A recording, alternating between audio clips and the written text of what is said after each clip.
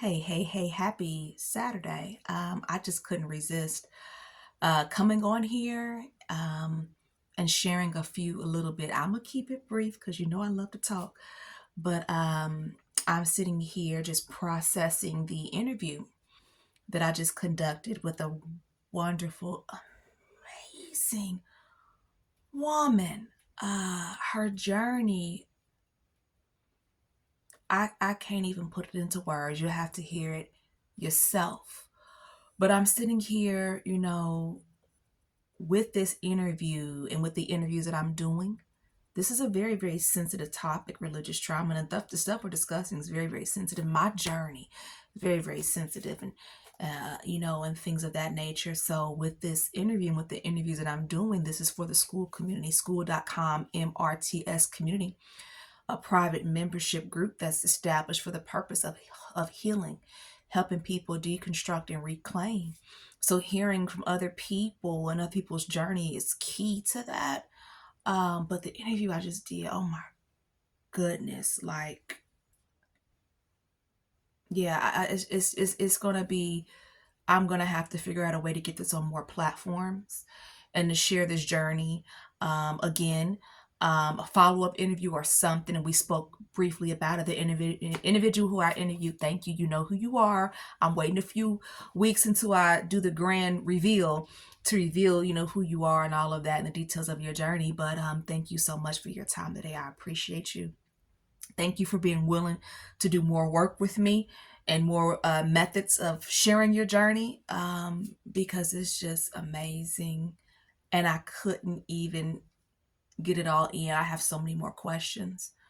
Um, it's just, this is what I wanted to say here. Growing up, ever since my dad bought a video camera for the family, I couldn't put it down. I couldn't put it down. Making videos. I wanted to learn how to record. On all of our family vacations, I was recording, right? That, and then I was always, in trouble for touching my dad's his camera, but his Nikon camera. Couldn't put the video camera down. Always recording us on family vacations. And things of that nature. Just so interested in the world of media and and what was called telecommunications back then, middle school and high school. Eighth grade voted most likely to have a career in journalism. Voted most likely out of all the kids in eighth grade in this class. I was voted most likely to pursue a career in media. And definitely, I will say this, being one of Jehovah's Witnesses, and yes, I'm an active witness, right? You're discouraged from going into broadcasting and media, and the devastation that I experienced, about my junior year of high school, you know what I mean? When I guess I never thought to really research it like that or so before, but learning that this would take more than 4 years, right? Because back then you were only encouraged if you went to school to do it for 2 years.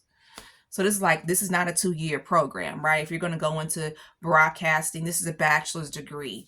So just, I remember the conversation. My mother actually knew someone who worked at the news station. She had a conversation with her, about me and just, and sometimes I really think that played into, me just continuing to get in trouble, maladaptive behaviors, continuing to get in trouble to the point of getting disfellowship at 17 pregnant. Because it's like, what am I going to do now? I've been doing this ever since the 6th grade. What am I going to do? I say all that to say, even when I was a teenager and locally, anyone in Indianapolis, Indiana, I was on television, right? I was in the Youth Video Institute, very, very happy about the memories and the things that I learned there. By the time it was about that junior year-ish, becoming the student, I forgot what it's called, was the student producer of the television show at that time, editing, all of that, all those skills you learn. If you want to see the interview I did with Nick Cannon when he was a teenager, that's on my YouTube channel. If you scroll down enough, But always on television, on Channel 20, non-cable network, and just the backlash that my dad got about that. And oh, especially when I got into trouble, it was because she's on that, because she's doing that. Get her away from there, get her away from there. And I look at how, I didn't, when I got myself together, what did I go into? Healthcare, right? Because you think that that's what you're going to do into the new system. I'm going to go into healthcare. I'm going to work at the hospital until Armageddon comes. And, and with everything that I've been through, look at how media came back into my life, because I'm currently a professional journalist, right? I write about food, drink, and travel. I'm using those journalism skills now in the area of religious trauma. And very, very soon, you're going to see my first article published in a local newspaper here. I'm very, very excited about this opportunity to write about religious trauma and to interview local people of faith in the faith-based community about religious trauma, because we got to be solution-based with this. We got to be solution-based. This is a historical problem. It's an emerging field that has been around, since slavery times, pre-slavery times, right? But for people in the Black community, for sure. So being given this opportunity is a wonderful opportunity, but to be able to also do the interviews that I'm just doing, like I said, I mean, I'm thinking, and, clearly for journalism to come back into my life, this is exactly, what I'm supposed to be doing. This is what I'm good at. This is what I love to do. I love to write. I love to be on camera. I love to do this. I love to talk. I love storytelling. And I'm just grateful for the opportunity. And what I wanted to also share about that is, I suffered loss, right? It was grief not going into this thing that I loved and that I had been doing ever since the 6th grade. And then to see how Facebook and social media, and you just feel like, and then you see people from the Kingdom Hall, right? An elder has a podcast show.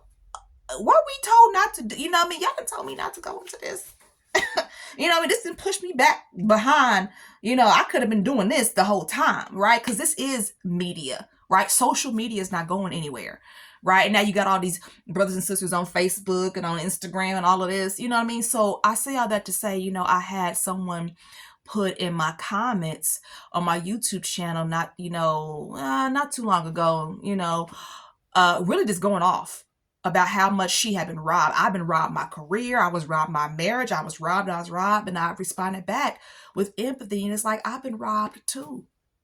I was robbed too. And I'm not minimizing anybody's experiences. What I'm saying is I understand. That's all I was trying to say, to this individual in the comments, is I understand. But I guess that wasn't a good enough response. However, I responded because I noticed that she took every comment away from my channel. But like I said, in a couple of weeks, you're going to see these interviews. It's deep. Gotta heal. We got to talk about this. We got to talk about this. We got to share our journeys with other people so other people can heal. And I'm just very, very honored to do this work. And I'm really, really excited and passionate and eager to see where it takes me. Happy Saturday.